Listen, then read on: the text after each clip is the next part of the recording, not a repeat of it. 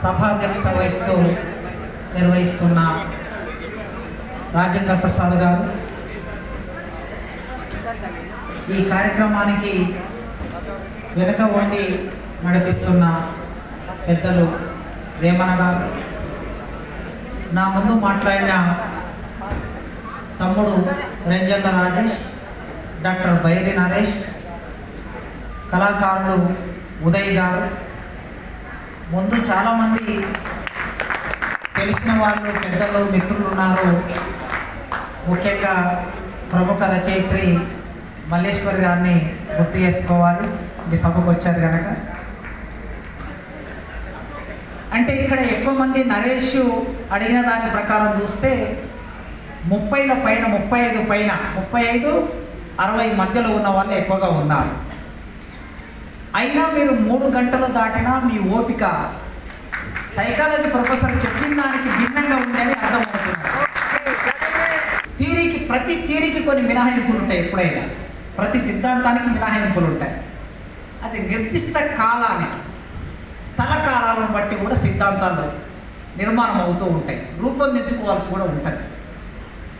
కనుక ఇవాల్టి స్థల కాలంలో భారత రాజ్యాంగం, అంబేద్కర్ అనే అంశం మీద మనం మాట్లాడుకుంటున్నాం కనుక ఒక లక్ష్యం కోసం వచ్చారు. ఆ లక్ష్యం మనల్ని ఎంత దూరమైనా నడిపిస్తుంది, ఎంత సమయమైనా ఓర్చుకోవడానికి, వినడానికి సిద్ధంగా ఉంటాం కనుక మీ అందరూ ఆ పద్ధతిలో ఓపికతో ఉన్నాం. భారత రాజ్యాంగం గురించి నా ముందు మాట్లాడిన ఇద్దరు వక్తలు తమ అభిప్రాయం, ఇద్దరు తమ్ముళ్ళు చాలా వేగంగా, చాలా దూకుడుగా మీరు అనేక ప్రశ్నల్ని రేకెత్తిస్తూ, అనేక ప్రశ్నలు వేస్తూ, నిలదీస్తూ తమ అభిప్రాయాన్ని పంచుకున్నారు. సరే, ఒక్కొక్క ఉపన్యాస పద్ధతి ఒక్కొక్క స్థాయిలో ఉంటుంది. వాళ్ళు ఆ విధంగా వాళ్ళు అట్లా మాట్లాడారు, ఇంకొకలాగా మాట్లాడడం కరెక్టు. సభాధ్యక్షులు రాజేంద్ర ప్రసాద్ గారు వీళ్ళందరినీ కోఆర్డ్ చేయడం కరెక్ట్. ఎవరి పాత్ర వాళ్ళు నిర్వహించవలసిందే. అయితే భారత రాజ్యాంగం ప్రస్తుత విధానం, పాలకుల విధానం ఎట్లా ఉంది అనే కొన్ని అభిప్రాయాలని మీతో పంచుకుంటా. ఎలాగో ట్రైన్ టికెట్ నాకు కన్ఫామ్ కాలేదు కనుక ట్రైన్లో అందుకోవాలనే బాధ కూడా పోయింది. ఇక ఏదో విధంగా పోవడానికి ఏర్పాట్లు చేసుకోవాలి. అయితే మొట్టమొదలు భారత రాజ్యాంగం గురించి ఇవాళ ఎందుకు మనం ఇంతగా చర్చించవలసిన అవసరం ఏర్పడుతుంది. నేను స్టూడెంట్గా ఉన్నప్పటి నుంచి ఈ రాజకీయాలని పరిశీలిస్తూ ఉన్నా. దాదాపు 30 ఏళ్ళు అనుకోండి. నాకన్నా ఇంకా సీనియర్స్ చాలామంది ఈ సభలో ఉన్నారు. దళిత రాజకీయాన్ని పరిశీలించేవాళ్ళు, తర్వాత మార్క్సిస్టు రాజకీయాన్ని పరిశీలించేవాళ్ళు, విప్లవ రాజకీయాన్ని పరిశీలించేవాళ్ళు, పార్లమెంటరీ రాజకీయాన్ని పరిశీలించేవాళ్ళు చాలామంది ఉన్నారు. ఇంకా మీకు ఎక్కువ అనుభవం ఉండి ఉంటుంది. కానీ ఎన్నడూ లేనంతగా భారత రాజ్యాంగం గురించి 10 సంవత్సరాలుగా చర్చ నడుస్తూ ఉంది. ఈ 30 ఏళ్లలో, నేను చూసిన 30 ఏళ్లలో, ఈ 10 ఏళ్లలో మాత్రమే రాజ్యాంగం గురించి వింటూ ఉన్నాం. ఎక్కువగా వీరు వారు అనే తేడా లేదు. అంబేద్కర్ గురించి మాట్లాడేవాళ్ళు, అంబేద్కర్ జయంతి నాడో, వర్ధంతి నాడో రాజ్యాంగ ప్రస్తావన చేస్తూ ఉండేవాళ్ళు. కానీ ఇటీవలి కాలంలో కమ్యూనిస్టులు రాజ్యాంగం గురించి మాట్లాడుతున్నారు, విప్లవకారులు రాజ్యాంగం గురించి విరివిగా మాట్లాడుతున్నారు, దళిత పాలిటిక్స్లో ఉన్న వాళ్ళు మాట్లాడుతున్నారు. చిట్ట చివరికి ఈ దేశ ప్రధానమంత్రి నరేంద్ర మోడీ జనవరి 25వ తారీఖును అధికారికంగా భారతదేశం అంతా రాజ్యాంగ దినోత్సవంగా జరపాలని ఒక నిర్ణయం చేశారు ఈ దేశ ప్రధానమంత్రి.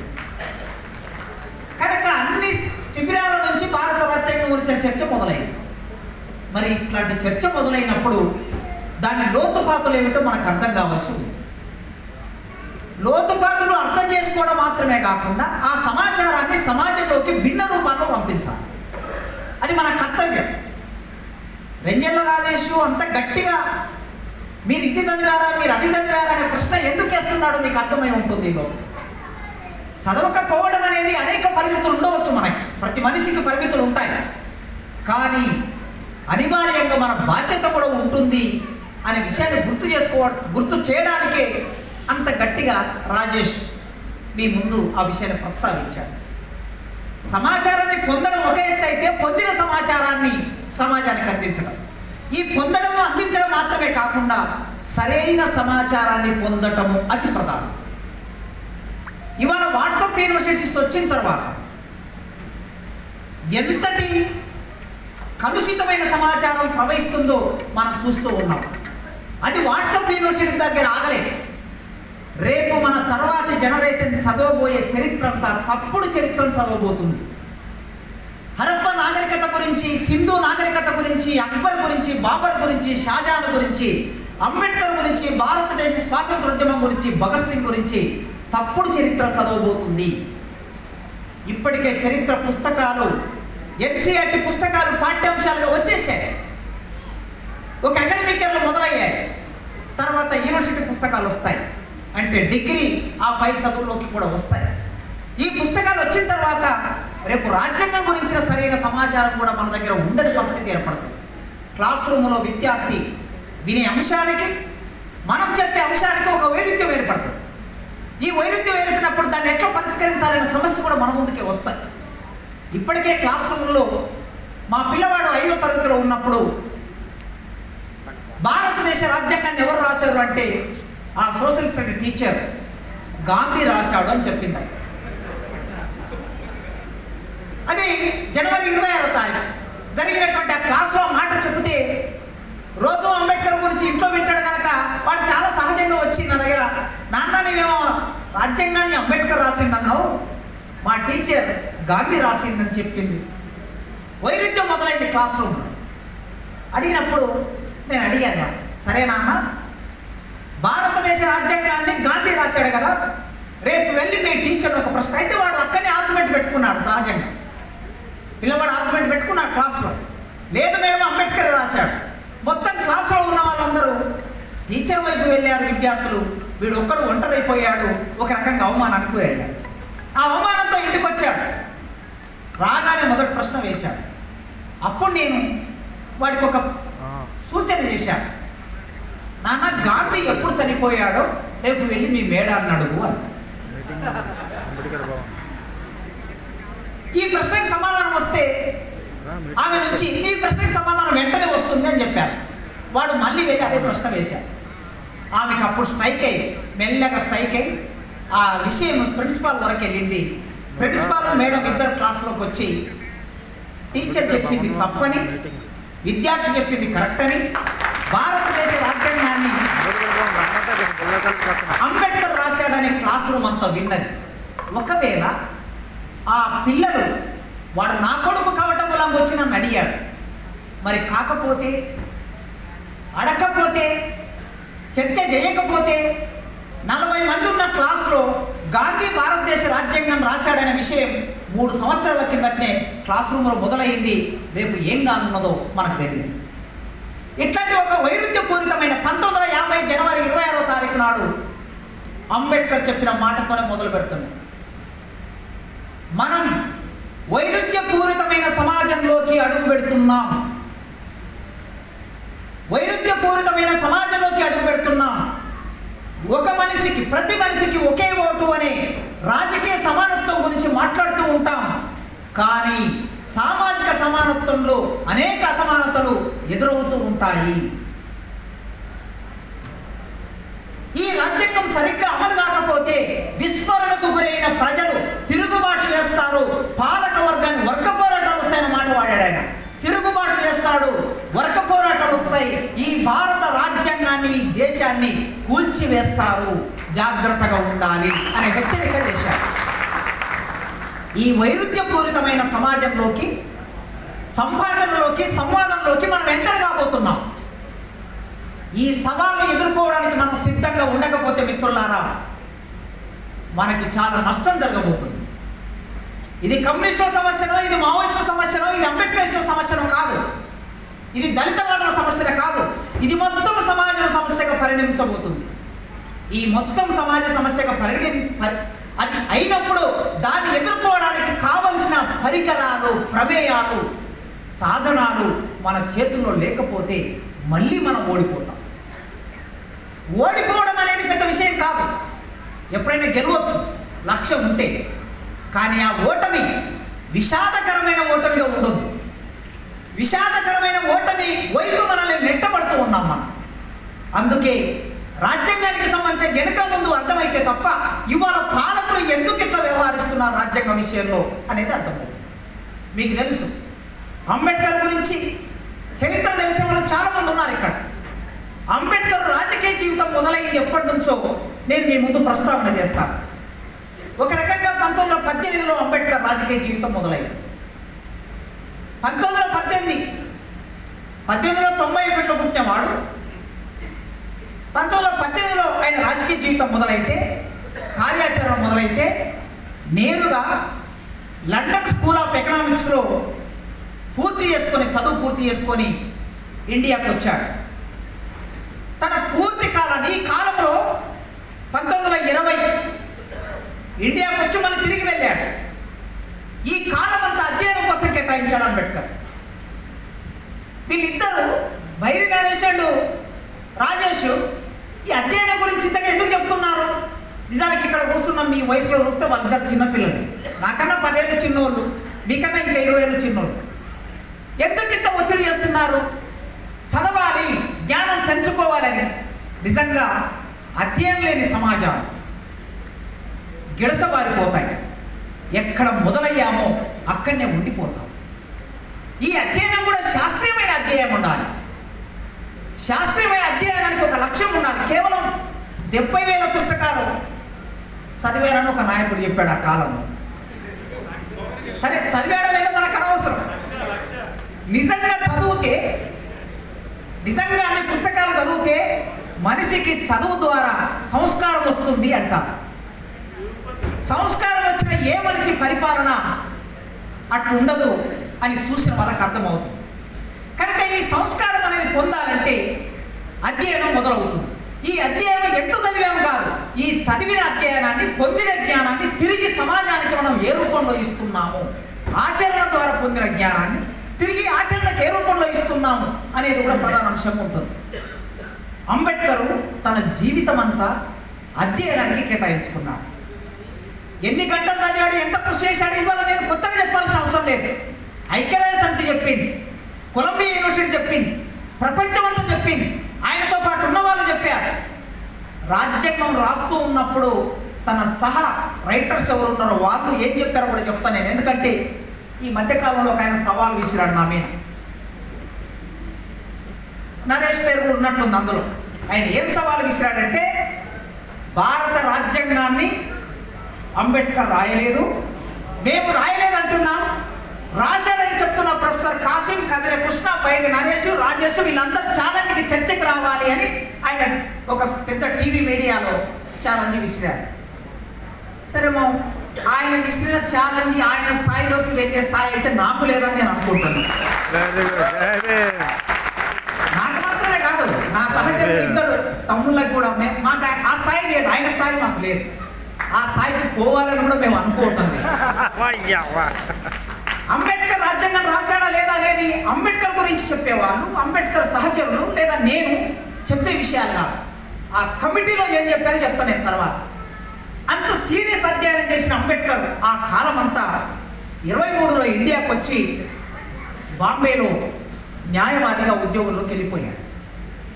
ఈ న్యాయవాదిగా ఉద్యోగంలోకి వెళ్ళిపోయే ముందు, వృత్తిలోకి వెళ్ళిపోయే ముందు మొదలు బరోడా మహారాజా ఆస్థానంలో కొలువు చేసినప్పుడు సైనిక కార్యదర్శి కొలువు. అది ఈ దేశంలో కుల వ్యవస్థ మనిషిని ఎంతగా నెట్టివేస్తుంది, అవమానిస్తుందో చూడండి.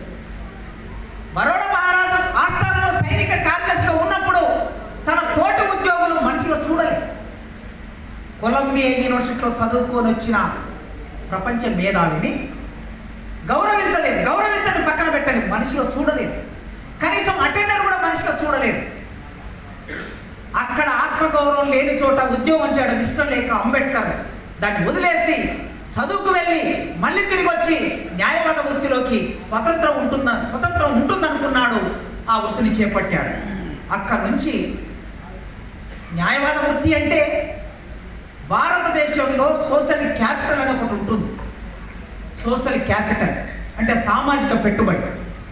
భారతదేశంలో సామాజిక పెట్టుబడి కులం. ఈ కులం అనే సామాజిక పెట్టుబడి ఉంటే తప్ప 1923లో న్యాయవాదిగా స్థిరపడటం అనేది సాధ్యమవుతుంది. ఒక్కసారి ఆలోచించండి.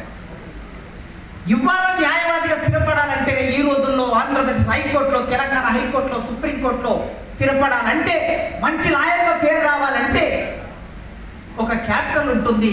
అది సోషల్ క్యాపిటల్.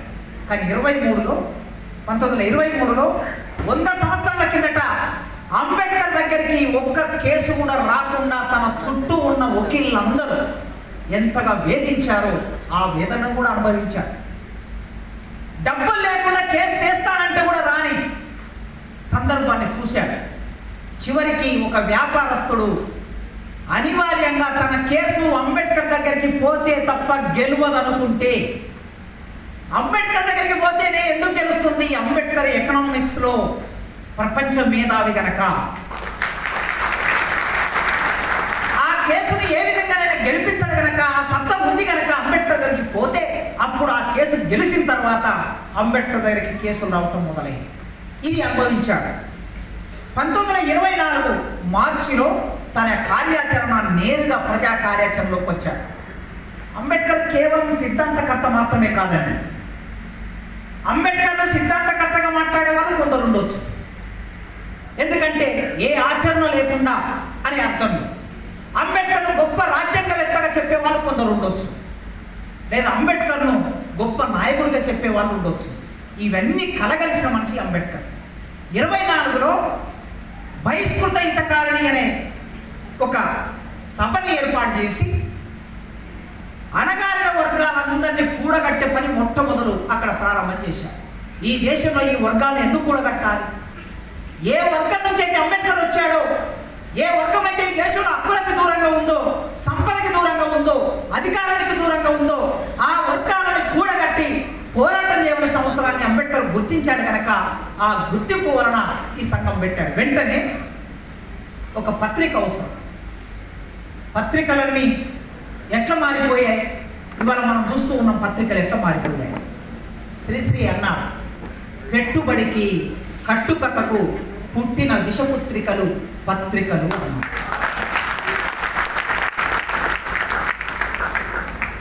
వేమన గారు, రాజేంద్ర ప్రసాద్ గారు, వాళ్ళ మిత్ర బృందం ఇంత పెద్ద సభ పెట్టారు. అసలు ఇంతమంది మేధావులను ఒక దగ్గర కూడగట్టి ఎవడైనా సభ పెట్టగలడా? దేవుని దగ్గర సభ పెడతారు, భక్తులు వస్తారు, లేదా రాజకీయ పార్టీలు సభ పెడతారు, వాళ్ళ కార్యకర్తలు వస్తారు. కానీ ఇంతమంది మేధో వర్గం ఒక దగ్గర కూర్చొని సభ పెడితే ఈ వార్త బ్యానర్ ఐటమ్ కావాలి మొదటి పేజీలో. అవుతుందా? జిల్లా ఎడిషన్లో మొదటి పేజీలో వస్తే చాలా సంతోషం. రాదు. ఎందుకు రాదు? పెట్టుబడికి కట్టుకథకు పుట్టిన విషపుత్రికలు గనక. అందుకే అంబేద్కర్ ఆనాడే గుర్తించాడు, తన భావాన్ని, తన ఆలోచనని సమాజంతో పంచుకోవాలనుకుంటే, సమాజానికి చేరవేయాలనుకుంటే పత్రిక అవసరం గనక ఆ పత్రికను పెట్టి ఇక్కడ మొదలైంది అంబేద్కర్ సామాజిక న్యాయ సిద్ధాంతం. 27 పత్రికలో కొన్ని విషయాన్ని ప్రస్తావన చేసి, ఎందుకోసం నేను ఈ పత్రిక పెడుతున్నా అంటే, జనాభా దామాష ప్రకారం ప్రతి కులానికి చట్టసభలో సముచిత స్థానం ఉండాలి. అంబేద్కర్ 1946లో ఏర్పడిన రాజ్యాంగ పరిషత్తులో సభ్యుడిగా చేరిన తర్వాత ఈ మాట పెట్టలే, ఈ డిమాండ్ పెట్టలే, ఈ చర్చ చేయలే. పత్రిక పెట్టినప్పుడే తన లక్ష్యాన్ని ప్రకటించుకున్నాడు. ఎవరి జనాభా ఎంత ఉంటే వారికి చట్టసభలో అంత స్థానం ఉండాలి. సామాజిక అంశం,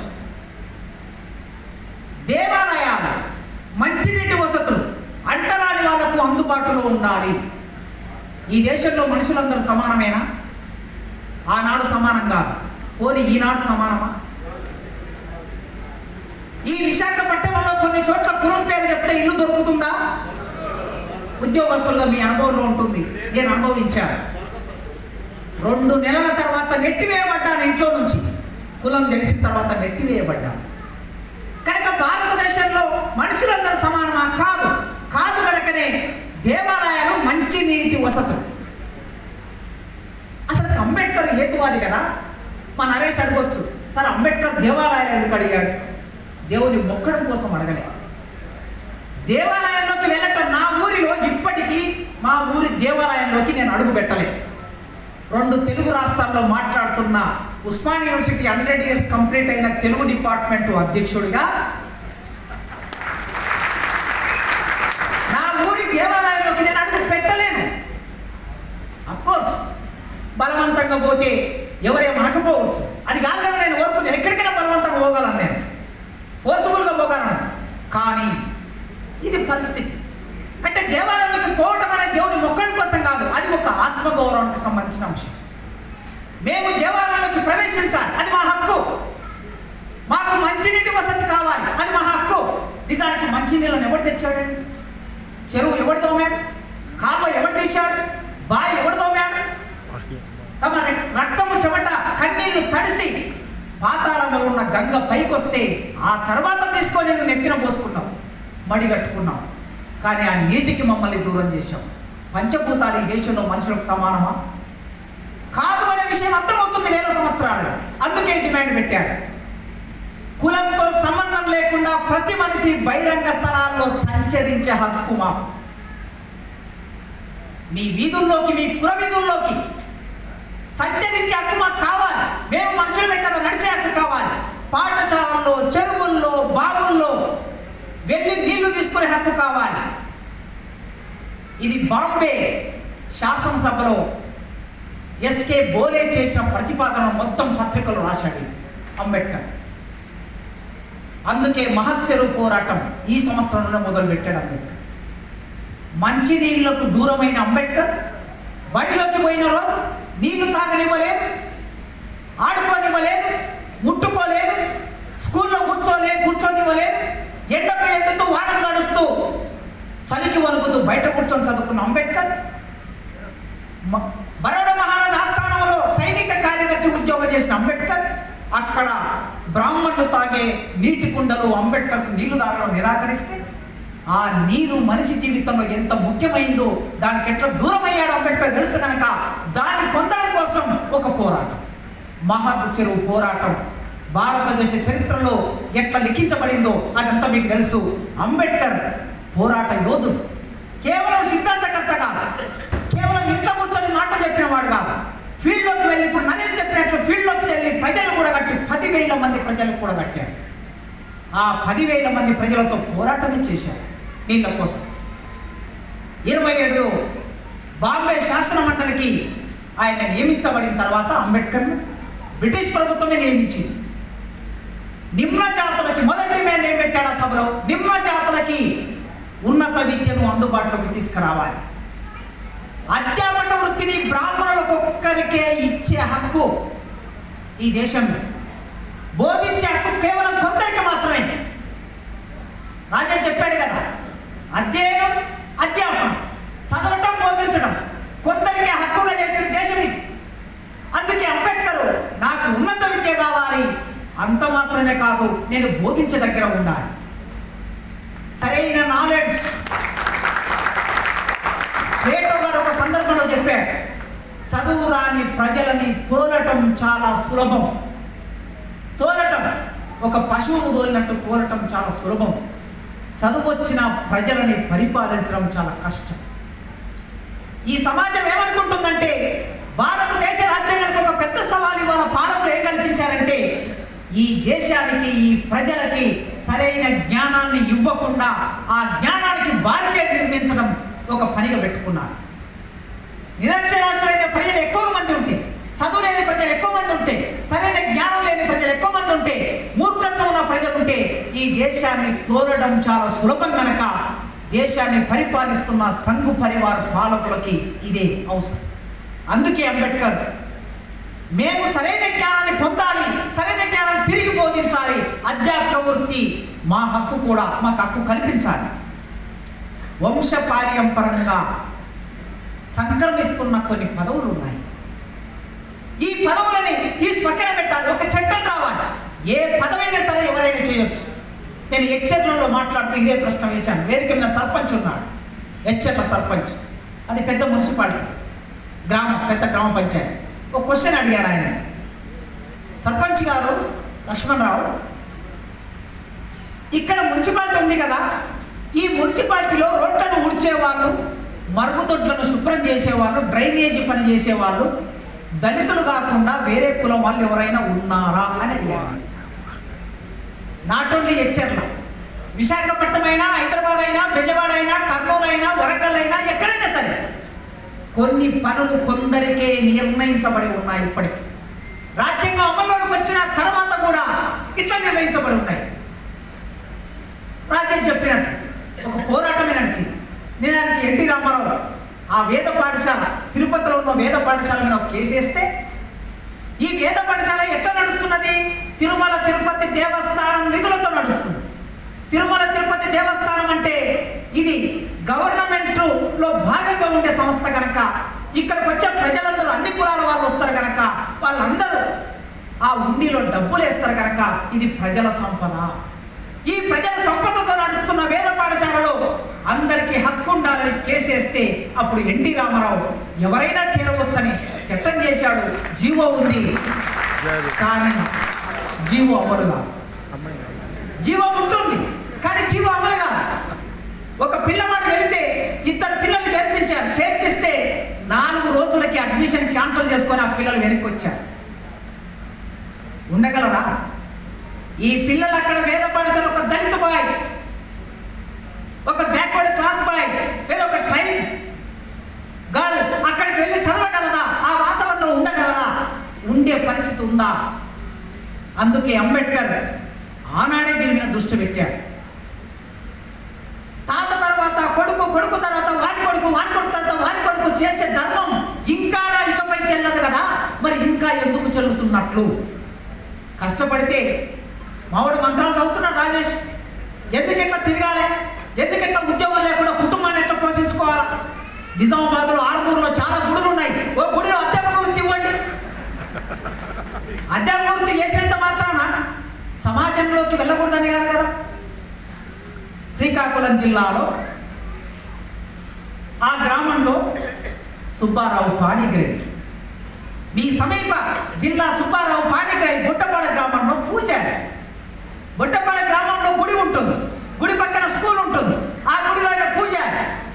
రోజు గుడికి వచ్చేవాళ్ళు జనాలు. పక్కన శ్రీకాకుళం పోరాటం జరుగుతున్నది, పార్వతీపురంలో అమరత్వం జరుగుతున్నది, నెత్తురు ఏరులై పారుతూ ఉన్నది. జనగం వెంకటరావు ప్రభుత్వం ప్రజల్ని కాల్చి చంపుతున్నది, ఆదివాసీ ప్రజలు. ఒక కవిగా, ఒక రచయితగా, మనసున్న మనిషిగా సుబ్బారావు పాణిగ్రేయి ఏం చేస్తాడు? కొబ్బరికాయ కొడతాడు, దేవునికి పూజ చేస్తాడు, భక్తుల్ని కూర్చోబెడతాడు. కూర్చోబెట్టి, అయ్యా మీలాంటి మనుషులే, మీకు గోధు తెచ్చిచ్చేవారు, మీకు చింతపండు తెచ్చిచ్చేవారు, మీకు రకరకాల అటవీ ఉత్పత్తులు తెచ్చిచ్చేవారు, మనుషులే కదా, వాళ్ళని ఇట్లా చంపుతుంటే మీరు మౌనంగా ఉంటారా అని ప్రశ్న వేశాడు భక్తులను. ఆ ప్రశ్న వేసిన సుబ్బారావు పాణిగ్రేయి ఎరుపంటే కొందరికి భయం భయం, పసిపిల్లలు వారికన్నా నయం నయం అని పాట రాసి విప్లవ కవిత్వానికి పతాక గీతమైంది. గుడిలో ఉంటే విప్లవం చేయొద్దని కాదు, గుడిలో ఉంటే పోరాటం చేయొద్దని కాదు. కనుక మా వాళ్ళిద్దరు నిరుద్యోగులే కదా, సరే నేను నాకైతే ప్రొఫెసర్ ఉంది, వాళ్ళిద్దరికి ఒక గుడిలో ఉద్యోగం ఇవ్వండి, హాయిగా మంత్రాలు చదువుతారు, రాకపోతే కొన్ని నేర్చుకుంటారు. సరే మా నరేషేమో దేవుడికి వ్యతిరేకం కనుక ఉద్యోగం చేయదు. ఓకే అంటే అంబేద్కర్ పెట్టిన డిమాండ్ చూడండి. ఆ రోజు ఏ పద్ధతి ప్రకారం ఆయన లక్ష్యాలు ఏర్పాటు చేసుకొని ఆ లక్ష్యాల వెంట ప్రయాణం చేశాడు.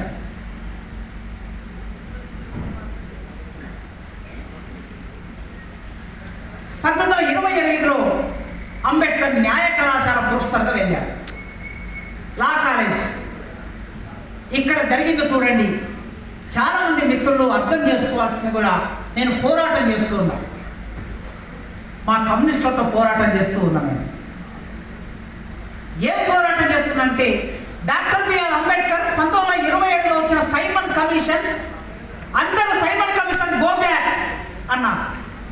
Gandhi Simon commission go back అన్నాడు, Bhagat Singh Simon commission go back అన్నాడు, Congress Simon commission go back, Hindu Mahasabha Simon commission go back, అందరు సైమన్ కమిషన్ గో బ్యాక్ అంటే ఒక్క అంబేద్కర్ మాత్రమే వెల్కమ్ టు సైమన్ కమిషన్ అన్నాడు. ఏమిటి దీంట్లో ఏమన్నది? వెల్కమ్ టు సైమన్ కమిషన్ అన్నందుకు అంబేద్కర్ దేశద్రోహిగా మారిపోయాడు. అందరు దేశద్రోహి అన్నాడు అంబేద్కర్. లా కాలేజీ ప్రొఫెసర్గా పాఠం చెప్పడం కోసం క్లాస్ రూమ్లోకి వెళితే క్లాస్ రూమ్లో ఉన్న విద్యార్థులందరూ అంబేద్కర్ని ఆ క్లాసును బైకాట్ వేసి బయటకు వెళ్ళిపోయారు. ఎందుకంటే నువ్వు బ్రిటిష్ వాళ్ళ ఏజెంటు, బ్రిటిష్ ప్రభుత్వానికి అనుకూలంగా మారిపోయావు, అందుకే నీ క్లాస్ వినమని బయటకు వెళ్ళి గోడ మీద అంబేద్కర్కు వ్యతిరేకంగా స్లోగన్స్ రాశారు. ఎందుకు సైమన్ వెల్కమ్ అన్నాడు? సైమన్కు వెల్కమ్ చెప్పాడు అంబేద్కర్. భారతదేశంలో మొట్టమొదటిసారిగా బ్రిటిష్ ప్రభుత్వమే స్వయంగా ఇక్కడ ఉన్నటువంటి దళితులు, అంటే ఆనాడు దళిత్ అనే పద ప్రయోగం లేదు, అల్పసంఖ్యాక వర్గాలు, డిప్రెస్డ్ క్లాసెస్ అని 2 పదప్రయోగాలు చేశాడు Simon. Depressed classes and minorities, వీళ్ళు చదువులో వీళ్ళ వాటా ఎంత, ఎంతమంది చదువుతున్నారు, ఎంతమందికి ఉద్యోగాలు వచ్చాయి, బ్రిటిష్ ప్రభుత్వంలో వీళ్ళు ఎంతమంది పదవుల్లో ఉన్నారు అనే అంశం పరిశీలించడం అందులో ఒక అంశం. చాలా విషయాలు ఉన్నాయి, మిగతా విషయాలతో అంబేద్కర్ సంబంధం లేదు. తన కులం గురించి, తన ప్రజల గురించి మొట్టమొదటిసారి సైమన్ అనేవాడు అధ్యయనం చేయడానికి వస్తున్నాడు అనుకున్నప్పుడు ఈ దేశంలో ఉన్న వాళ్ళు కాంగ్రెస్ పట్టించుకోవాలి, హిందూ మహాసభ పట్టించుకోవాలి, కమ్యూనిస్టులు పట్టించుకోవాలి. అప్పుడు అంబేద్కర్ ఏమనుకున్నాడంటే నా ప్రజల గురించి నేను మాట్లాడే అవకాశం నాకు దొరికింది, అందుకే వెల్కమ్ టు సైమన్ అని చెప్పాడు. వెళ్ళి మాట్లాడాడు. దేశమంతా అంబేద్కర్ వ్యతిరేకించిన సాహసంగా వెళ్ళి మాట్లాడాడు, చర్చ చేశాడు. ఆ చర్చలో భాగంగా చాలా విషయాలకి మీకు నెట్లో కూడా దొరుకుతుంది. సైమన్ కమిషన్కు అంబేద్కర్కు జరిగిన ఆ డిబేట్స్ అన్నీ ఉన్నాయి, తెలుగులో ఉన్నాయి, ఇంగ్లీష్లో ఉన్నాయి, దయచేసి ఒక్కసారి చదవండి.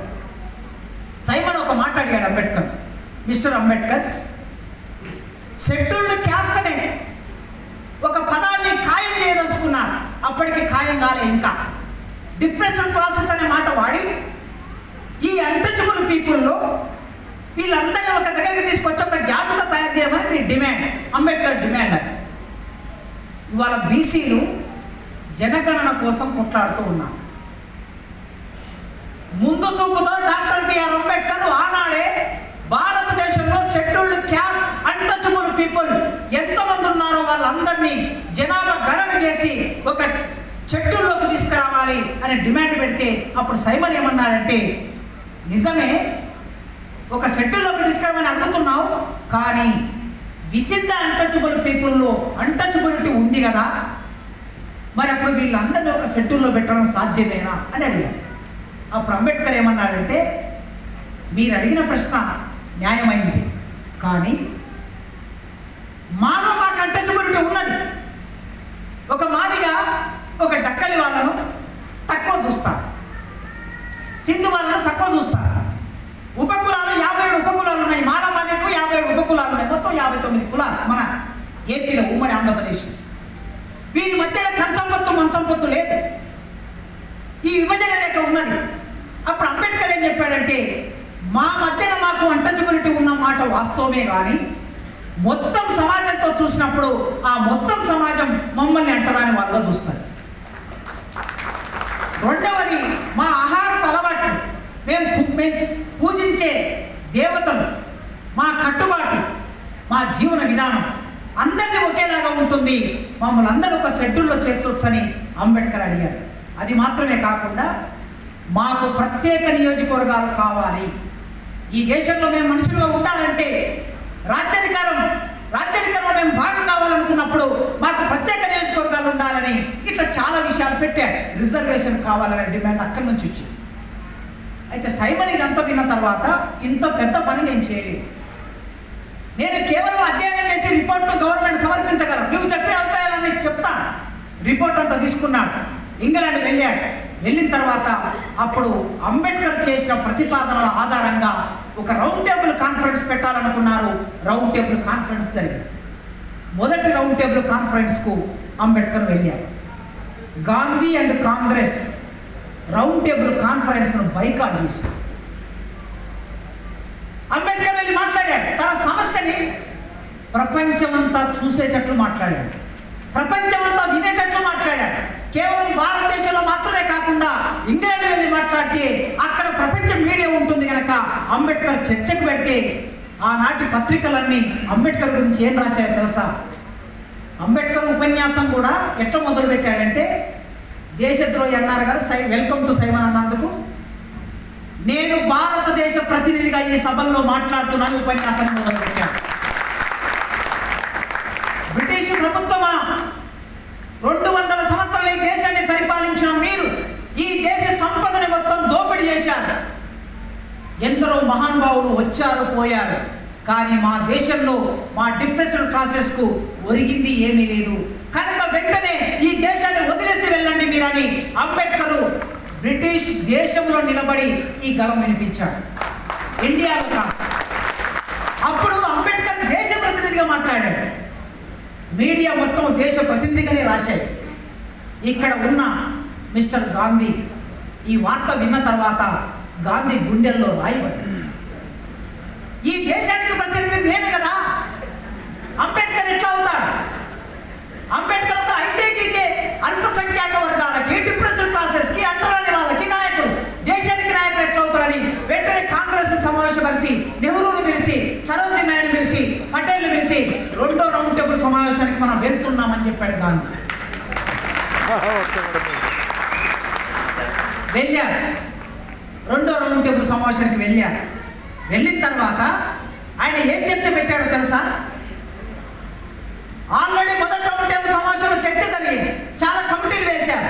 ఆ కమిటీలో అంబేద్కర్కి అనుకూలంగా నిర్ణయాలు జరగబోతున్నప్పుడు గాంధీ లేచి దళితులని, అన్టచబుల్ పీపుల్ భారతదేశంలో హిందూ సమాజంలో భాగము, ఇది గాంధీ ఉపన్యాసం. హిందూ సమాజంలో భాగము వాళ్ళను చీల్చడానికి నేను ఒప్పుకోను. వాళ్ళకి రిజర్వేషన్ ఇవ్వడానికి ఒప్పుకోను. వాళ్ళకి ప్రత్యేక ఎలక్టోరేట్లు ఇవ్వడానికి ఒప్పుకోను. వాళ్ళు క్రైస్తవులుగా మారినా నాకు అభ్యంతరం లేదు, ముస్లింలుగా మారినా నాకు అభ్యంతరం లేదు, కానీ వాళ్ళకు ప్రత్యేక రిజర్వేషన్ ఇస్తే నేను ఒప్పుకోను అని గాంధీ గారి మాట రౌండ్ టేబుల్ సమావేశంలో రామ్సే మెక్డొనాల్డ్ సాక్షిగా మాట్లాడాడు. అప్పుడు అంబేద్కర్ లేసి మిస్టర్ గాంధీ, ఈ దేశం కోసం, స్వాతంత్ర్యం కోసం నీవు పోరాటం చేస్తే నేను నా ప్రజలందరినీ వెంట నిలబడేవాళ్ళం, కానీ ఇక్కడికి వచ్చి తడిబట్టతో మా గొంతు పోయడానికి వచ్చావు మిస్టర్ గాంధీ అని మాట్లాడాడు అంబేద్కర్. నీకు వచ్చి మా రిజర్వేషన్లు కట్టుబడుతున్నాం.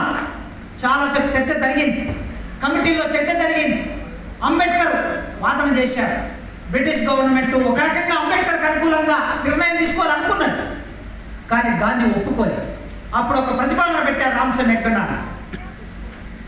గాంధీ, అంబేద్కర్ మీకు మధ్యన ఏకాభిప్రాయం లేదు, మేము నిర్ణయం తీసుకుంటాం. మీరు ఒక వైట్ పేపర్ గాంధీ చేతికిచ్చి మేము ఏ నిర్ణయమైనా తీసుకుంటాం, మా నిర్ణయానికి కట్టుబడుతున్నట్టు సంతకం పెట్టండి గాంధీకి వైట్ పేపర్ ఇస్తే సంతకం పెట్టి ఇచ్చేసి వెళ్ళిపోయాడు. అంబేద్కర్, మాకు గాంధీ ఎంత ప్రమాదకరమో బ్రిటిష్ ప్రభుత్వమా మీరు కూడా అంతే ప్రమాదకరం, మీ మీద మాకు నమ్మకం లేదు. నేను ఇక్కడికి వైట్ పేపర్ మీద సంతకం పెట్టిపోవడానికి రాలేదు. నా అభిప్రాయాలు ఏమిటో పేపర్ మీద లిఖితంగా రాసి మీకు ఇచ్చిపోతాని రాసి ఇచ్చాడు. వచ్చిన తర్వాత వాళ్ళు కన్విన్స్ అయ్యారు. ప్రత్యేక ఎలక్టోరేట్స్ ఈ దేశంలో మీకు ఒక ఉదాహరణ చెప్తా. మనకి చాలా రిజర్వ్ నియోజకవర్గాలు ఉన్నాయి. ఆంధ్రప్రదేశ్, ఉమ్మడి ఆంధ్రప్రదేశ్లో 39, తెలంగాణలో 19, బహుశా ఇప్పుడు ఇక్కడ 22 ఉన్నట్లున్నాయి. ఈ నియోజకవర్గాల్లో ఎస్సీలు, ఎస్టీలు ఎమ్మెల్యేలు అవుతారు, ఎంపీలు అవుతారు. ఈ ఎస్సీ, ఎస్టీ ఎమ్మెల్యేలు, ఎంపీలు అయిన వాళ్ళు ఎప్పుడైనా దళితుల మీద దాడులు జరిగినప్పుడు మాట్లాడిన సందర్భం మీరు చూశారా? లేదు. 1985లో కారంచేడు సంఘటన జరిగినప్పుడు ఆనాడు ఒక యూనిటీ ప్రదర్శించారు దళిత ఎంపీలు. రాష్ట్రపతి దగ్గర పరేడ్ చేశారు 100 మంది దళిత ఎంపీలు. ఆనాటికి ఈనాటికి 40 ఏళ్ల కాలం గడిచింది కనుక మన వాళ్ళు ఇప్పుడు బానిసలుగా మారిపోయారు. కనీసం కొద్ది స్పృహ ఉండి ఆ దాడికి వ్యతిరేకంగా రాష్ట్రపతి దగ్గర పరేడ్ చేస్తే, పార్లమెంట్లో ప్రత్యేక చర్చ జరిగితే 1989లో ఎస్సీ ఎస్టీ అట్రాసిటీ యాక్ట్ అయిన రాగలిగింది. చుండూరు నాటికి ఆ చైతన్యం తగ్గిపోయింది. లక్ష్మీపేట నాటికి ఆ చైతన్యం చచ్చిపోయింది. ఇవాటికి అసలు చైతన్యమే లేదు, స్పృహనే లేదు. జగన్ చెప్తే మాట్లాడాలి, జగన్ కూర్చోమంటే కూర్చోవాలి. కేసీఆర్ చెప్తే మాట్లాడాలి, అసలు కేసీఆర్ చెప్తాడా వీళ్ళకి? చెప్పే అవకాశమే లేదు.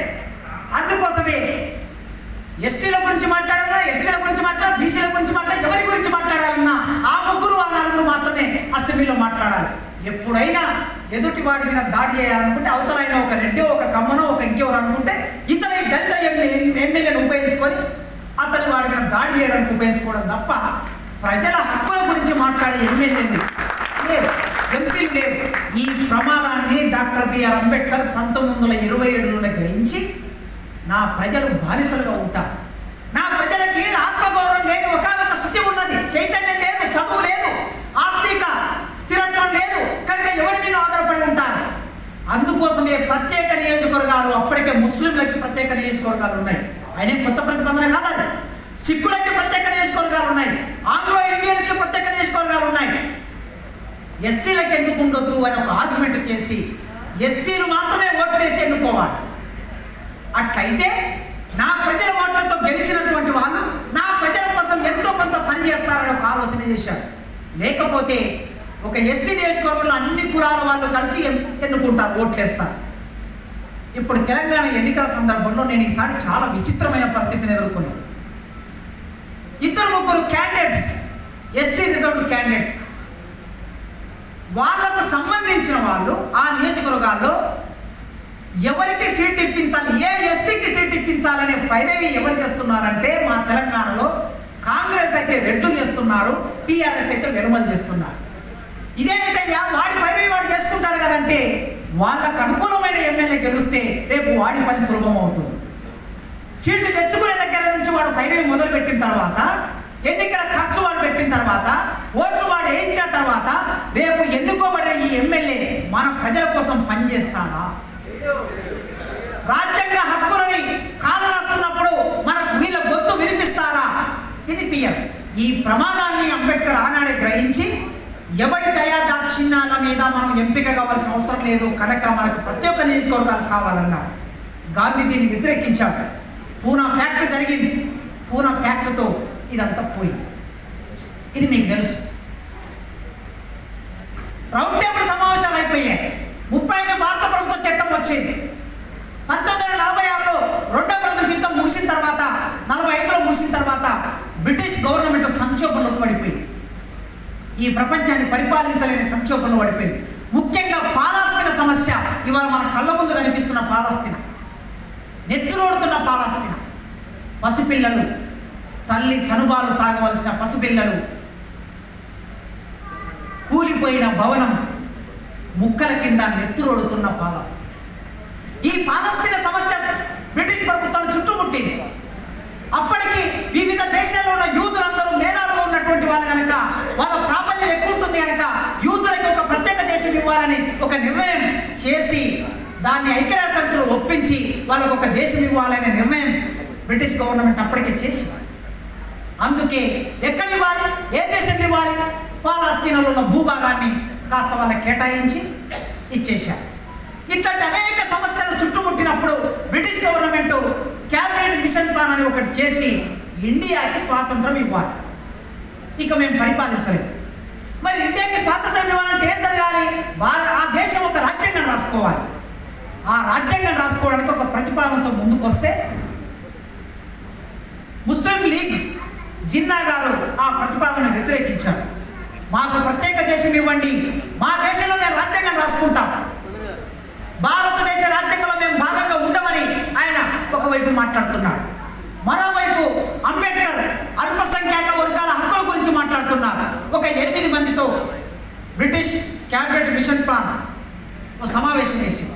ఆ సమావేశంలో ఏ నిర్ణయం తీసుకున్నారంటే జిన్నా గారిని ఒప్పించి మీకు ఎట్లయినా ప్రత్యేక దేశం ఇస్తాం, కానీ భారతదేశంలో రాజ్యాంగ పరిషత్ ఒకటి ఏర్పడితేనే మీకు ప్రత్యేక దేశం ఇవ్వడం సులభం అవుతుందని ఒప్పించి ప్రాసెస్ మొదలుపెట్టారు. మొదలుపెట్టిన తర్వాత అంబేద్కర్ రాజ్యాంగం రాయడానికి ఏర్పడే భారత రాజ్యాంగ పరిషత్తులో సభ్యులు ఎవరున్నారు అనే చర్చ ముందుకొచ్చింది. సంస్థానాధీశులు రాజులుగా ఉన్న వాళ్ళు కొద్దిమందిని నామినేట్ చేస్తారట, ఇది ఒక పద్ధతి. భారత జాతీయ కాంగ్రెస్ నుంచి కొంతమంది ఉంటారు. తర్వాత 10 లక్షల మందికి ఒకరి చొప్పున ఎన్నికలు జరుగుతాయి. ఈ ఎన్నికల నుంచి కొద్దిమంది వస్తారు. అంటే 3 పద్ధతుల ద్వారా సభ్యులు వస్తారంటే అప్పుడు అంబేద్కర్ భారతదేశ భారతదేశ రాజ్యాంగం రాయడానికి నిరక్షరాస్యులైన సభ్యులు అవసరం లేదు. వీళ్ళంటే ఎవరు? సంస్థానాధీశులు, ఒక నిజాం, ఒక కాశ్మీర్ రాజ్, ఒక అహ్మదాబాద్ రాజ్, రకరకాల ఒక అలీగఢ్ రాజ్, ఔరంగాబాద్ రాజ్. వీళ్ళందరూ ఎవరు నియమిస్తారు? తనకు అనుకూలంగా ఉండే తన మనుషుల్ని అందులో నియమిస్తే వాళ్ళు దేశానికి రాజ్యాంగం రాస్తారా? ఈ ప్రతిపాదన వ్యతిరేకించాడు అంబేద్కర్. అయినా వాళ్ళది ప్రభుత్వం నిర్ణయం తీసుకున్నది కనుక నిర్ణయం ప్రకారం అమలవుతున్నది. అంబేద్కర్ పోటీ చేశాడు, ఎన్నికల్లో స్వతంత్రంగా పోటీ చేశాడు. మహారాష్ట్ర నుంచి పోటీ చేస్తే అంబేద్కర్ను ఓడించాడు.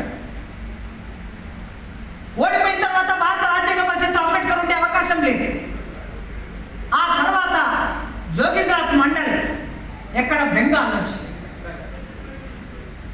నేను ఏం చేయగలుగుతా? అక్కడ ప్రజల మద్దతు ఉంది కనుక నేను గెలిచాను. అంబేద్కర్ లాంటి వాడు రాజ్యాంగ పరిషత్తుకు బయట ఉంటే ఈ దేశానికి నష్టం జరుగుతుంది. అంబేద్కర్ లాంటి వాడు రాజ్యాంగ పరిషత్తులోకి ఉండాలి, లోపలికి వెళ్ళాలని చెప్పి ఆయన రాజీనామా చేసి అంబేద్కర్ను అక్కడి నుంచి గెలిపించి రాజ్యాంగ పరిషత్తులోకి పంపించాడు. అంబేద్కర్ అంత ఈజీగా రాజ్యాంగ పరిషత్తులకు వెళ్ళాడా? ఈ పోరాటం అంతా ఎందుకు జరిగింది? నా మిత్రులకి నేను విన్నపం చేస్తున్నది ఏంటంటే, ఈ ఘర్షణని, వైరుధ్యాన్ని అర్థం చేసుకుంటే అంబేద్కర్ మనకు సరిగ్గా అర్థమవుతాడు. ఆ పోరాటం చేసి లోపలికి వెళ్ళాడు. వెళ్ళిన తర్వాత ఒక సమావేశమే జరిగింది. 1946 డిసెంబర్లో ఒక సమావేశం జరిగింది. 1947 ఆగస్టు అర్ధరాత్రి స్వాతంత్రం వచ్చింది. రాజ్యాంగ పరిషత్ సమావేశం జరిగిన తర్వాత స్వాతంత్రం వచ్చింది. స్వాతంత్రం వచ్చిన తర్వాత దేశం రెండుగా విడిపోయింది. రెండుగా విడిపోయిన తర్వాత బెంగాల్ నుంచి అంబేద్కర్ గెలిచిన ప్రాంతం పాకిస్తాన్లో కలిసింది. చాలా జాగ్రత్తగా మ్యాప్ను ప్రిపేర్ చేసినప్పుడు అంబేద్కర్ రాజ్యాంగ పరిస్థితుల్లోకి రానివ్వకుండా ఉండటం కాంగ్రెస్ లక్ష్యం, గాంధీ లక్ష్యం. అందుకోసం ఆ ప్రాంతాన్ని కలిపితే ఇప్పుడు అంబేద్కర్ ఏ రాజ్యాంగంలో సభ్యుడు? పాకిస్తాన్ రాజ్యాంగంలో సభ్యుడు. అప్పుడు బ్రిటిష్ గవర్నమెంట్తో మళ్ళీ సంభాషణ మొదలుపెట్టాడు. ఎందుకు నమ్ముకున్నాడు బ్రిటిష్ వాళ్ళని? ఈ దేశంలో నమ్మకం ఇచ్చారా? ఈ దేశంలో ఉన్నటువంటి నాయకులు అంబేద్కర్కి స్వాతంత్ర చేశారా? కల్పించారా? మనిషిగా చూశారా? అవకాశం కల్పించారా? అందుకోసమే వాళ్ళని నమ్ముకోవాల్సి వచ్చింది. వాళ్ళకి వెంటనే లేఖ రాసి, మీరున్నప్పుడే మా పరిస్థితి ఇట్లా ఉందంటే మీరు ఈ దేశాన్ని వదిలేసి పోయిన తర్వాత ఈ దేశంలో మమ్మల్ని ఊచకొత్త వస్తారు వీళ్ళు అని లేఖ రాస్తే, అప్పుడు మన బ్రిటిష్ వాళ్ళు నెహ్రూకి చెప్పారు, అంబేద్కర్ భారత రాజ్యాంగ పరిస్థితుల్లో లేకుండా ఈ ప్రాసెస్ ముందుకు వెళ్ళడానికి వీల్లేదు అంటే ఏమంటారు? అప్పుడు చూసారా, అంబేద్కర్ బ్రిటిష్ వాళ్ళ ఏజెంటు, మళ్ళీ వాళ్ళ సపోర్ట్తో రాజ్యాంగ పరిషత్తులోకి వచ్చాడు అంటారు. సరే, అప్పుడు కాంగ్రెస్ పార్టీ ఆ బాధ్యతను తీసుకొని ఒక సభ్యుని మహారాష్ట్ర నుంచి రాజీనామా చేయించి ఆ స్థానం నుంచి ఎన్నికలు పెట్టి అంబేద్కర్ను గెలిపించి రాజ్యాంగ పరిషత్తులోకి తీసుకొచ్చారు. రాజ్యాంగ పరిషత్తులోకి తీసుకొచ్చిన తర్వాత అనుకోకుండా అంబేద్కర్ డ్రాఫ్టింగ్ కమిటీ చైర్మన్ అయ్యాడు. ఆశ్చర్యం వ్యక్తం చేశాడు అంబేద్కర్ ప్రెస్ మీట్లో. ఆ సమావేశం అయ్యాక బయటకు వచ్చి, రాజ్యాంగ పరిషత్తులోకి వస్తానో లేదో అనే సందేహంలో నేను కొట్టుమిట్టాడుతుంటే ఏకంగా రాజ్యాంగం రాసే బాధ్యత నాకు అప్పచెప్పారు, ఇది చాలా విచిత్రంగా ఉంది అని మాట్లాడాడు. అయినా ఈ దేశం అప్పు వడ్డెదు సుని భారతావని వారి సేవకులు అని గుర్రం జాస్వా రాశాడు. చెప్పులు కొట్టి జీవనము చేయి నిరాకరింపలేదన్నాడు. ఆ అంటరాని వాడు ఈ దేశానికి చెప్పులు కొట్టి జీవనం చేశాడు. మీరు ఊరికి దూరంగా ఉండమని చెప్పినా, మీరు మమ్మల్ని ముట్టుకోకపోయినా, మీరు మాకు నీళ్ళు ఇవ్వకపోయినా, మీరు చదివివ్వకపోయినా, మనుషులుగా చూడకపోయినా, చచ్చిన గొడ్డు మాంసం తిని బతుకమని చెప్పినా నీ కాళ్ళకి చెప్పులు కుట్టించి జీవించిన మనుషులం మేము. అందుకే ఎన్ని సంవత్సరాలు మీరు సేవ చేసుకున్నా ఆ సేవ తీరిపోదు. అప్పు వడ్డెన్సుని భారతావని ఆ అంటరాని వాడు ఊరికి దూరంగా చిల్లులు పడిన పూరి గుడిసెలో ఉదయిస్తున్న సూర్యునిపై అక్షరాలు దిద్దుకున్న ఆ అంటరాని అంబేద్కర్ భారత రాజ్యాంగం రాసే అవకాశం వచ్చినప్పుడు స్వీకరించాడు ఆ బాధ్యతని. నేను రాయను అనలే. అంబేద్కర్ దేశభక్తుడా? అంబేద్కర్ దేశద్రోహి. దేశభక్తుడిగా రాజ్యాంగాన్ని రాసే అవకాశాన్ని తీసుకున్నాడు. తీసుకున్న తర్వాత ఏం జరిగింది మిత్రులారా? ఇప్పుడు మాట్లాడుతున్న మాటలు చూడండి. రాజ్యాంగ కమిటీ చైర్మన్గా ఆయన గురించి ఎస్ సహాయ్ అనే ఒక సభ్యుడు, రాజ్యాంగ పరిషత్తులో సభ్యుడు, 280కి పైగా సభ్యులు ఉంటే అందులో ఒక సభ్యుడు ఏం మాట్లాడంటే, రాజ్యాంగ కమిటీ చైర్మన్ ప్రదర్శించిన న్యాయపరమైన మేధాశక్తి, ఇది ప్రొఫెసర్ కాసిం అభిప్రాయం కాదు, ఎందుకంటే నేను అంబేద్కర్ అభిమానిస్తే కనుక నా అభిప్రాయం అనుకోవచ్చు. ఇది బైరి గణేష్ అభిప్రాయం కాదు, ఇది రాజేష్ అభిప్రాయం అంతకంటే కాదు, ఇది ఒక బ్రాహ్మణుడు అభిప్రాయం చెప్తున్నా మీకు నేను. రాజ్యాంగ కమిటీ చైర్మన్గా ప్రదర్శించిన న్యాయపరమైన మేధాశక్తి, అవిశ్రాంత కృషి, సునిశ్చితమైన నైపుణ్యం, స్థిరచిత్వం, అంకిత భావం, ఆధునికత సంతరించుకున్న భావన పటిమ, అద్భుత నిర్మాణాల గురించి వర్ణించేందుకు మాటలు చాలు. దేశంకి స్వాతంత్రం సంపాదించి పెట్టిన ఘనత గాంధీకి దక్కుతే, దాన్ని క్రోడీకరించిన ఘనత గాంధీని తీవ్రంగా వ్యతిరేకించిన వ్యక్తులలో ఒకరైన డాక్టర్ బిఆర్ అంబేద్కర్కు దక్కడం అనేది నేను సంతోషిస్తున్నాను.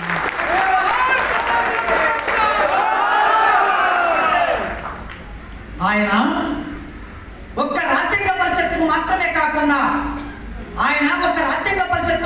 కాకుండా మొత్తం దేశం జాతి ఆయనకు కృతజ్ఞతలు తెలియజేస్తుంది. రాజ్యాంగ నిర్మాణంలో ఆయన ప్రదర్శించిన అద్భుత నైపుణ్యం ఈ తరం మాత్రమే కాదు, భావి తరాలు కూడా గుర్తించుకుంటాయి. అందుకే మనం గుర్తించుకోవాలి మిత్రులారా, ఈ దేశమే గుర్తించుకోవాలి. మనమంటే ఇక్కడ కూర్చున్న వాళ్ళ మాత్రమే కాదు, దేశం అంతా గుర్తించుకోవాలని చెప్పాడు. ఇంకా రాజ్యాంగ నిర్మాణ కమిటీ సభ్యుడైన కృష్ణస్వామి అయ్యార్, అల్లాడి కృష్ణస్వామి అయ్యార్ తన ప్రసంగాన్ని ఇలా ముగించాడు. 1949 నవంబర్ 26వ తారీఖున రాజ్యాంగం పూర్తి అయ్యింది, నెహ్రూ చేతిలో పెడుతున్నారు. అప్పటి సభలో కృష్ణస్వామి అయ్యార్, ఈయన దళితుడు కాదు, నా మిత్రుడు గౌరవనీయుడు డాక్టర్ అంబేద్కర్ ఈ రాజ్యాంగాన్ని నిర్మించడంలో ప్రదర్శించిన అవిశ్రాంత కృషి, రాజ్యాంగ కమిటీ సభ్యుడిగా ఆయన పడ్డ తపన, ప్రదర్శించిన అంకిత భావం, నైపుణ్యం, సమర్థత గురించి ప్రశంసించకపోతే నేను నా బాధ్యతను నిర్వర్తించడంలో విఫలమైనట్లుగా భావిస్తాను అని మాట్లాడాడు. చాలా మంది అభిప్రాయాలు ఉన్నాయి. వీళ్ళందరూ ఎవరెవరు ఎక్కడెక్కడ ఉన్నారు, ఎవరెవరు ఏ పాత్ర నిర్వర్తించారు, అంబేద్కర్ రాజ్యాంగం రాయలేదని మాట్లాడుతున్నారు కదా. ఈ రాజ్యాంగ పరిస్థితిలోకి వచ్చినటువంటి వాళ్ళలో ఒక్కొక్కరు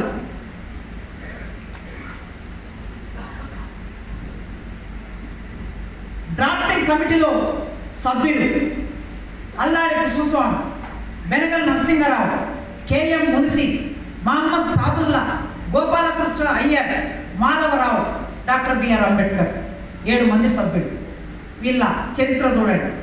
అల్లాడి కృష్ణస్వామి అయ్యర్ కమిటీ సభ్యుడైన మొదట రోజు నుంచి అనారోగ్యం పాలై మంచం మీద పడ్డాడు. ఓకే. నరసింహరావు గారు, ఈయన బిఎల్ రావు అని ఇటీవలి కాలంలో ఈయన గురించి బాగా ఎత్తుతున్నారు, విపరీతమైన ప్రచారం, రాజ్యాంగ నిపుణులు అని చెప్తున్నారు. ఒకవేళ ఈయన భారత రాజ్యాంగాన్ని ఆయనే రాశాడు, డ్రాఫ్ట్ మొత్తం తయారు చేసి ఆయన ఇచ్చాడు, అంబేద్కర్ సంతకం పెట్టాడు అంటున్నారు. ఆ పెద్ద మనిషి మా మీద సవాల్ చేసిన పెద్ద మనిషి ఒక మాట అన్నాడు, 283 మంది సభ్యులు సంతకం పెట్టారండి, నేను పార్లమెంటులో ఉన్న ప్రతిని తీసుకొచ్చాను, ఆ ప్రతిని చూస్తే ఇంతమంది సంతకాలు ఉన్నప్పుడు మరి అంబేద్కర్ రాజ్యాంగం ఎట్లా రాస్తాడండి అని ఒక ప్రశ్న వేశాడు. నేను ఒక ప్రశ్న వేస్తున్నా గౌరవనీయులైన నా మిత్రులందరి సమక్షంలో. మనందరం బ్యాంక్ లోన్ తీసుకుంటాం, నేను 1,50,00,000 లోన్ తీసుకున్నాను, బ్యాంక్ లోన్ తీసుకుంటాం. బ్యాంకు పేపర్ల మీద ఉండే మ్యాటర్ మీలో ఎవరికైనా ఇప్పటి వరకు అర్థమైందా? మీరు ఎవరైనా చదివారా? ఒక తెలుగు ప్రొఫెసర్గా నాకు ఇంగ్లీష్ రాదు, నాకు అర్థం కాదు. పోనీ కష్టపడి డిక్షనరీ పక్కన పెట్టుకొని చదువుదామంటే అక్షరాలు చదవగలిగే ఫాంట్లో ఉంటాయా? ఉండవు. మనం సంతకం పెట్టేస్తాం. మనం ఇల్లు కొనుక్కుంటాం, ఫ్లాట్ కొనుక్కుంటాం, మనం రిజిస్ట్రేషన్ ఆఫీస్కు పోతాం. రిజిస్ట్రేషన్ ఆఫీస్కు పోయినాక పోయే ముందే మొత్తం పేపర్లన్నీ రెడీ చేసుకొని మనం వెళ్తామా? అక్కడ ఒక డ్రాఫ్ట్ చేసిన వాడు ఎవడో ఒకడు రైటర్ ఉంటే ఆ డ్రాఫ్ట్ చేసిన మ్యాటర్ మీద సంతకాలు పెడతాము. మనమే సంతకాలు పెడతాం. రాసినోడు వేరే వాడు ఉంటాడు. సంతకాలు పెట్టినంత మాత్రాన రాతకు మనం బాధ్యులం అవుతామా మిత్రులారా? ఈ కామన్ సెన్స్ ఉండాల్సిన అవసరం ఉంది కదా. రాజ్యాంగ పరిషత్తులో సభ్యులందరూ ఉంటారు, ఒక సంఘం నడుపుతాం. ఇక్కడ మల్లేశ్వరి గారు ఉన్నారు, ఒక సంఘం నడుపుతున్నారు. నేను ఒక సంఘం కార్యదర్శిగా పనిచేశాను, ఎగ్జిక్యూటివ్ మెంబర్గా ఉన్నాను, 20 ఏళ్ళుగా పనిచేస్తున్నాను. నరేష్ సంఘం నడుపుతున్నాడు, రాజేష్ సంఘం నడుపుతున్నారు, వేమల గారు సంఘం నడుపుతున్నారు. సంఘం సమావేశం నడుస్తుంది, 10 మంది ఈ సభ్యులు ఉంటారు. ఈసీలో అనేక అభిప్రాయాలు వస్తాయి. సెక్రటరీలో ప్రెసిడెంటో లేదా బాగా రాయగలిగిన వాళ్ళు ఎవరో ఒకరు డ్రాఫ్ట్ తయారు చేస్తారు, ఒక తీర్మానం, ఒక డ్రాఫ్ట్ తయారు చేస్తారు. ఆ డ్రాఫ్ట్ మీద ఈసీ మెంబర్లు అందరి సంతకాలు ఉంటాయి. అంత మాత్రాన అందరూ రాస్తారండి? ఒక పద్ధతి, ఒక డెమోక్రటిక్ పద్ధతి ఏమిటంటే అందరు సంతకాలు ఉంటాం. కనుక అంబేద్కర్ రాజ్యాంగం రాశాడా లేదంటే ఇదో వీళ్ళు పాల్గొన్న మనుషులు చూడండి. ఈ రావు ఈయన అప్పటికే ఐక్యరాజ్య సమితి దాంట్లో భాగంగా తిరుగుతూ ఉన్నాడు భారతదేశం తరపు నుంచి. ఆయన ఇటు నుంచి అటు, అటు నుంచి ఇటు తిరిగేటటువంటి వాడు భారతదేశ రాజ్యాంగాన్ని ఎప్పుడు రాశాడు? ఒకవేళ ఈయన రాసి ఉంటే అల్లాడి కృష్ణస్వామి అయ్యర్ కానీ లేదా సహానయాన్ని ఇంకొకరు కానీ శ్రీనివాస్ అయ్యర్ కానీ వీళ్ళు ఎవరైనా ఈయన పేరు ప్రస్తావించి ఉండేవాళ్ళు కదా. సమావేశంలో ఎవరు వాళ్ళ పేరు ప్రస్తావించలేదు. వాళ్ళ పేరు ఎవరు, ఆయన పేరు ఎవరు ప్రస్తావించని సందర్భం ఒకటి ఉండగా ఇప్పుడు ఈనాడు పత్రిక ఈ రావు గురించి ఒక పేజీ నిండా ఒక వ్యాసం ఒకరోజు ప్రచురించింది. ఏమిటి కుట్ర? తర్వాత సాదుల్లా ఈయన బరోడా రాజ్యానికి దివాన్, ఒక బరోడా రాజ్యానికి దివాన్గా ఉన్నటువంటి వాడు, ఒక రాజుగా ఉన్నటువంటి వాడు వచ్చి రాజ్యాంగం రాస్తాడా? బిఎల్ మిట్టల్, ఈయన గోపాలస్వామి అయ్యర్, బిఎల్ మిట్టల్, మాధవరావు అనేటటువంటి ఆయన 1945లో మరణించాడు. ఇంతమంది ఇన్ని రకాలుగా డ్రాఫ్టింగ్ కమిటీలో సభ్యులుగా ఉండి ఎవరు ఏం పని చేయలేని పరిస్థితిలో ఉంటే ఒంటి చేతితో blood and flesh doctor BR Ambedkar రక్తం మాంసాలతో నిర్మాణమైనది భారత రాజ్యాంగం.